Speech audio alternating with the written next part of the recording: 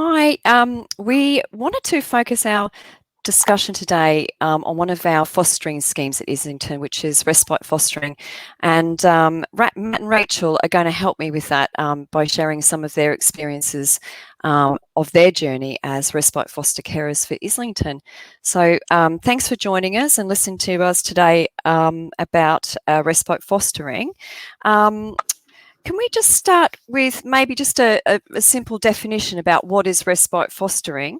Well, respite fostering is when you provide care for a child or young person over a shorter period of time. It could be a weekend or a fortnight. And what it actually does is give families and foster carers a really much needed break. And Matt and Rachel, I might throw some questions over to you so you can help us learn a little bit about what respite fostering is. Matt, could I ask you what are some of the things that you value about being a respite carer? So I think that one of the most important things is that you're providing support to several different people. So we are principally trying to make sure that the child is able to stay in their home for as long as possible. And we very much work in partnership with the family member who's the primary carer. So we get a chance to give the child and the carer some space. Usually respite is only a short period of time, so like a few nights or a weekend usually, and it's a good chance to have a bit of fun, really. Rich will often go on visits to interesting places. We'll maybe go for a walk with our dog. There's a lot of skateboarding, BMXing. There should be more reading, but actually it's mostly me playing Mario Kart in the evenings when bedtime. And over time, I think the value that you ultimately bring is that you form a bond with the child. At the start, I think really you're providing a bit of safety, like temporary safety, a safe place to go, maybe a bit of novelty. But then as the bond grows and you work with the same family over a longer period, then I think you also provide another secure attachment. And hopefully a sort of another secure space for that child and the carer as well. And it was lovely recently that we had one of the children we work with was saying that they felt like the boat that we live on was like their second home. Oh, that's really cool, Matt. So it sounds like you're able to develop, like you say, another important, significant relationship for that child or young person that you provide that time with and support to their family to reduce some of the pressures there. And also in some instances, you would be providing that respite and support to other foster carers who might need some time, a little bit of space as well. So you're an important part of that network around caring for the child.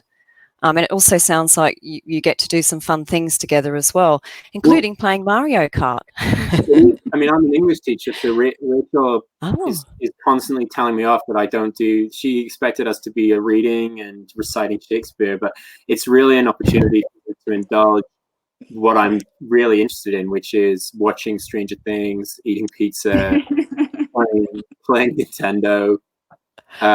So yeah. Oh, it sounds like you really do some fun things, and I suppose that's really important too. So maybe it can be an opportunity for that child to have some really one-to-one quality time and have someone paying them that attention and doing some really fun things together. Yeah. And you mentioned living on a boat, so I'm sure that sort of brings some opportunities to do different things as well. Maybe the child hasn't experienced or the young person hasn't experienced before either. Yeah, I think that it's firstly it's quite peaceful and tranquil to have water all around. We have a little kayak that we can go out in. This is absolutely not prerequisite of being a respite carer, but it's fine. We'll go and look at fish using a head torch and things like that. There are drawbacks to living on a boat, but also it can be a little bit exciting. We had to battle a little bit with being a bit scared at first. because it's a little bit of a strange environment. But then you also have the benefits of feeling like you are, a pirate or a tablet boy at sea. Oh, that's really cool. And what about you, Rachel? What do you think are some of the benefits of being a respite foster carer? Oh, well, for us, it's brought so much to our lives. We've got this new sort of member of our family who brings us lots of joy and entertainment. And, also it's been, it feels really good to be nurturing to somebody who's vulnerable and needs help. It's been really, I can't say that it has been easy all the time. It's not easy, but it's very fulfilling. Yeah, definitely. So it's brought you, it's brought you another person into your life and to your family. So it sounds like you've been able to form some sort of attachment and special relationship, and that's lovely for you and for the child or young person that you're offering respite care for. That's lovely, Rachel. And what about, has there been any challenges in terms of, for you as a couple? How has it affected your relationship? Well, actually, I think it's been very good for our relationship. I know that there was a worry that it could be a strain. We've got a family member who's particularly worried. He works in the childcare profession and said that, often it can cause marital problems because you're under so much pressure. But for us, it's been good because, you have to lean on each other. You've both got a common goal.